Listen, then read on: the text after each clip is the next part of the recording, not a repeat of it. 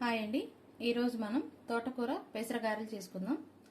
దానికి కావాల్సింది నేను ఒక గ్లాసు పెసరపప్పు తీసుకొని 4 గంటలు నానబెట్టుకొని మిక్సీ చేసుకున్నాను. కొంచెం బరగ్గా పట్టుకోండి. అందులోకి మనం తోటకూర పప్పు అయితే తీసుకున్నామో దానికి సగానికి తోటకూర తీసుకుందాము. ఒక గుప్పెడు ఉల్లిగడ్డ తరిగేసుకున్నాను. ఒక 4 పచ్చిమిర్చి వేసుకున్నాను. 1 స్పూన్ అల్లం వెల్లుల్లి పేస్ట్ వేస్తున్నాను. 1 స్పూన్ ఉప్పు వేస్తున్నాను. జీలకర్ర నలిపి వేసుకున్నాను, ఒక 1/2 స్పూను. ఇది కావాలంటే మనం పచ్చిమిర్చి, అల్లం అంటే ఫ్రెష్ అల్లం ఉంటుంది కదా, అల్లము, ఎల్లిపాయ, ఉల్లిగడ్డ, పచ్చిమిర్చి ఇవన్నీ కొంచెం కరివేపాకు మిక్సీ కొట్టుకొని కూడా వేసుకోవచ్చు. కాకపోతే నేను ఆకుకూర వేస్తున్నాను కదా అని కొంచెం అక్కడక్కడ క్రంచీగా తగిలితేనే డైరెక్ట్ కట్ చేసి వేసుకుంటున్నాను. ఇప్పుడు వీటిని బాగా కలుపుకుందాం.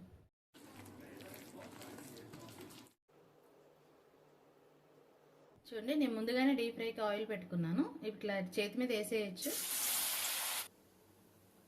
చూడండి, ఇలా కాల్చుకొని తీసుకోవాలి.